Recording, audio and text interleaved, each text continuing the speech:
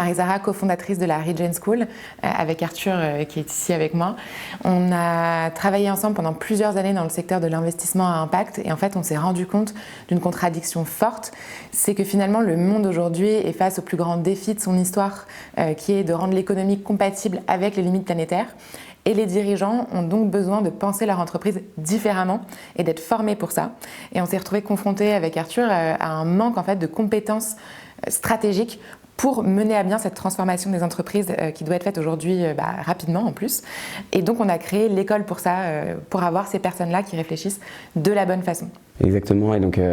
enchanté Arthur Samuel, et donc l'idée ça a été justement de lancer Regent School Paris pour accompagner les décideurs et les dirigeants de demain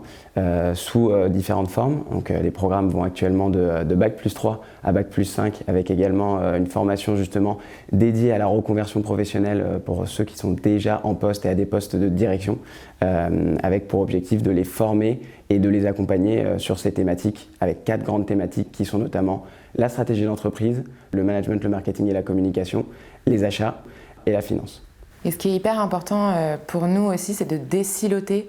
l'éducation. On voulait casser un petit peu ce monde où on est soit commercial, soit ingénieur, soit on a fait des sciences sociales, parce que justement ce défi qu'on a face à nous, personne n'a la solution. Et donc on a un fort besoin de créativité, c'est quelque chose qui revenait beaucoup dans les entreprises. Quand on demandait aux dirigeants qu'est-ce qui fait que vous avez du mal à transformer finalement vos organisations, on nous répondait, et on était surpris de cette réponse, on a un vrai sujet de capacité à créer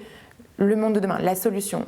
On l'a pas, donc on ne peut pas l'apprendre par cœur dans une école, donc il faut un lieu qui est autant un lieu d'apprentissage et de formation qu'un lieu de réflexion. Et donc pour ça, c'est l'interdisciplinarité. Et l'interdisciplinarité, c'est travailler bien sûr ces matières de management, ces matières de compétences d'entreprise, marketing, finance, achat, et c'est y amener un recul sur le monde, c'est avoir des cours d'histoire, des cours de géopolitique, des cours de philo, donc ça c'est l'aspect vraiment très macro, et c'est travailler aussi la position du citoyen qui doit incarner ce changement, et donc c'est travailler l'art oratoire, c'est travailler la capacité à avoir de l'écriture créative par exemple, pour se projeter dans ce monde, je ne sais pas, en 2050, à quoi ressemble une entreprise, à quoi ressemble une ville, et travailler ça chez les étudiants, c'est les pousser demain à faire preuve de proactivité, à faire preuve d'engagement dans leur entreprise et à incarner le changement dont les entreprises ont besoin et dont elles sont maintenant conscientes, parce qu'il y a une vraie concordance du temps entre ce que nous disent les scientifiques et aujourd'hui le planning stratégique d'une boîte. Exactement.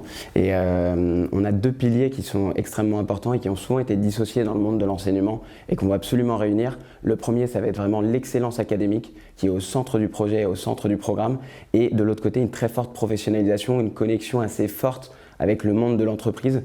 qui ne doit pas être dissocié justement de cette excellence académique pour mieux préparer et former justement les futurs décideurs à leur poste de direction. Justement, ce que tu disais sur cet objectif de professionnalisation de la formation, c'est très important pour nous. Nos étudiants sont pour la plupart en alternance pendant la formation, uniquement dans les entreprises qui sont engagées dans la transformation écologique, que ce soit des startups à impact, des entreprises de l'ESS, donc l'économie sociale et solidaire, des associations ou sur des postes liés à la transformation d'une entreprise plus traditionnelle qui a envie justement d'atteindre ces objectifs de transformation écologique. À Paris justement, le campus est basé dans un lieu qui est emblématique de la thématique de l'impact environnemental et social et c'est exactement ce qu'on recherche justement pour les étudiants, ce lieu vraiment d'innovation et de création.